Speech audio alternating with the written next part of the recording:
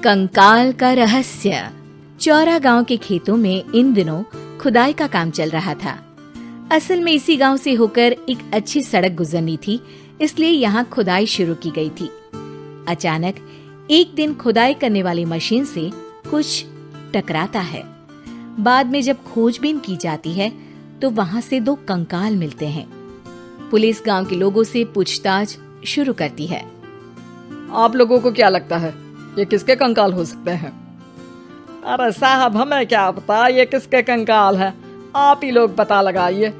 हम लोग तो बहुत ज्यादा डरे हुए हैं। हाँ, हमारी फॉरेंसिक टीम अभी आ रही है। ये बताओ कि इस गांव के रहने वाला कोई जोड़ा गायब तो नहीं ना? क्योंकि शुरुआती जांच में तो ये बात सामने आ रही है कि एक कंकाल किसी पुरुष का है तो एक किसी महिला का। साहब, हमें तो बहुत डर लग रहा है। ऐसे कंकाल मिलने का मतलब गांव के आसपास ही किसी की हत्या हुई है या फिर किसी को जलाकर मार डाला गया है।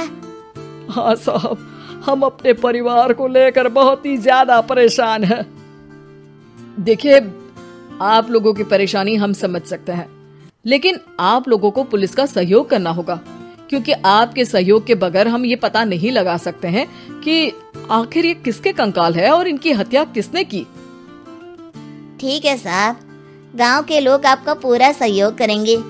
हाँ साहब, पूरा सहयोग करेंगे। तो फिर ठीक है, हम अपनी जांच शुरू कर देते हैं। कुछ दिन बाद जांच रिपोर्ट आ जाती है। पता चलता है कि ये कंकाल करीब 20 साल पुराने हैं, यानी 20 साल पहले किसी जोड़े की हत्या कर शव को यहाँ पर दबा दिया गया था। इंस्पेक्टर राघव, ये बताओ कि 20 साल पहले की मर्डर मिस्ट्री क्या अब सुलझ सकती है? हाँ सर, क्यों नहीं, लेकिन अब सबूत और गवाह काफी मिट गए होंगे। मुश्किल तो होगी, लेकिन शायद किसी परिवार को इंसाफ मिल सके। इंस्पेक्टर राघव, आप बिल्कुल सही कह रहे हैं। किसी परिवार को तो इंसाफ मिलेगा ही और किसी को उसके किए की सजा भी मिलेगी। जी सर, मैंने तो जांच शुरू भी कर दी है। 20 साल पहले इस गांव के 2 जोड़े अचानक कहीं गायब हो गए थे। मैंने दोनों ही परिवारों के बाकी के सदस्यों से बातचीत शुरू की तो उन्होंने बताया कि उनके बच्चे शहर गए थे, लेकिन आज तक वापस नहीं लौटे हैं। लेकिन ये दोनों शव किस परिवार के सदस्यों के हैं, ये कैसे पता चल सकेगा? सर, मैंने डीएनए टेस्ट करवा लिया है। आज शाम तक इसकी रिपोर्ट भी आ जाएगी। अच्छा, ठीक है। उसी शाम को सर, डीएनए रिपोर्ट के मुताबिक ये दोनों ही लाशें चौरा गांव के रहने वाले प्रधान सुल्तान सिंह के बेटे और बहू की है। लेकिन इनकी हत्याएं किसने की है, ये कैसे पता लगेगा? इसी का तो पता लगाने की कोशिश में जुटा हूँ सर। आज सुल्तान सिंह से मिलने भी जा रहा हूँ। मेरा बेटा और बहू तो मेरे लिए सिर्फ यादों में ही रह गए थे। हमें उनकी लाशें तक नहीं मिल सकी थी। आज 20 साल बाद उनके कंकाल मिले हैं। मैं अब किसके लिए जीऊं?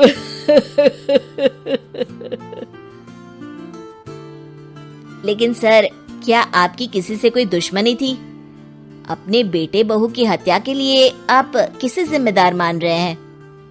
अब मैं किसका नाम बोलूं? मेरी तो किसी से दुश्मनी नहीं थी, बस मेरे बेटे बहू को कोई वापस ला पाता।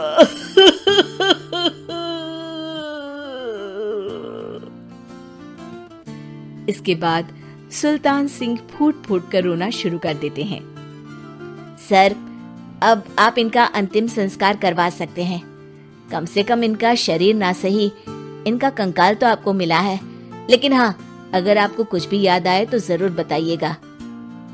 मेरी तो बेटा अब उम्र हो गई है, लेकिन मेरे बेटे और बहू के हत्यारों का जरूर पता लगाइएगा, क्योंकि जब तक हत्यारे पकड़े नहीं जाएंगे मेरा मन नहीं मानेगा।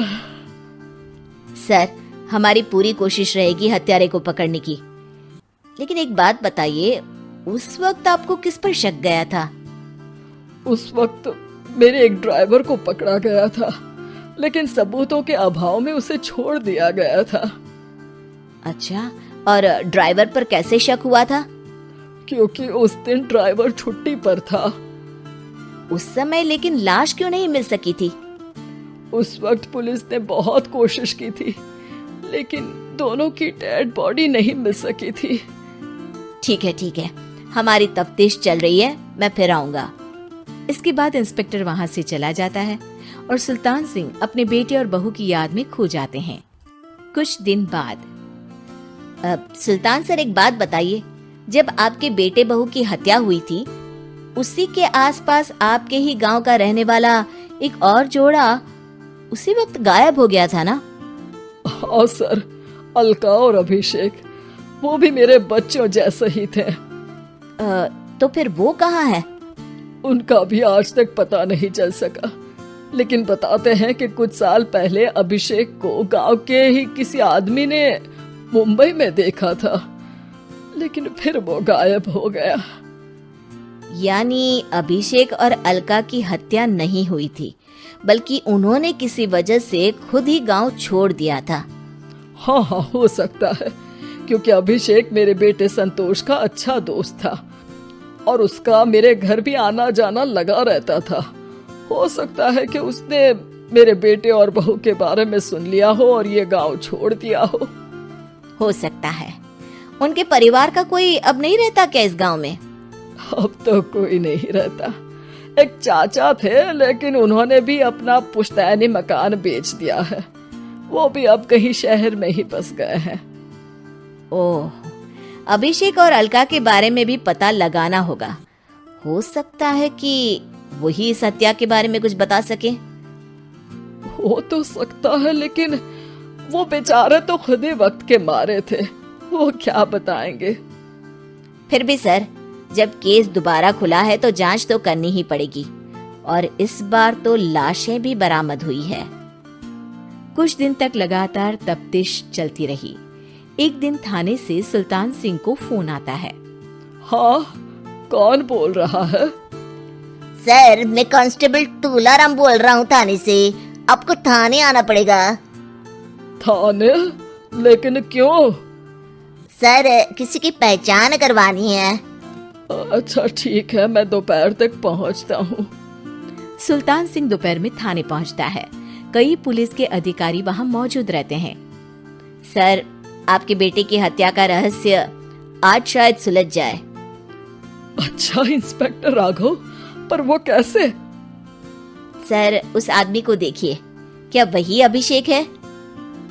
सुल्तान सिंह की आंखों में हैरानी से आंसू आ जाते हैं। हाँ सर, यही अभिषेक है। ये आपको कहाँ से मिला? सिर्फ अभिषेक ही नहीं, बल्कि इसकी पत्नी अलका भी इसके साथ है। मैडम, जरा अभिषेक की पत्नी को लाइए। जैसे ही अलका को पेश किया जाता है, सुल्तान सिंह जमीन पर गिर जाते हैं। सुल्तान सर, क्या हुआ आपको?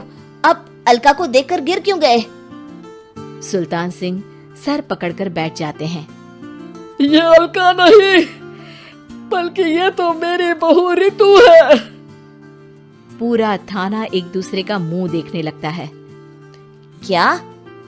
इसके बाद हर किसी को दो कंकाल और हत्या का रहस्य समझ में आ गया।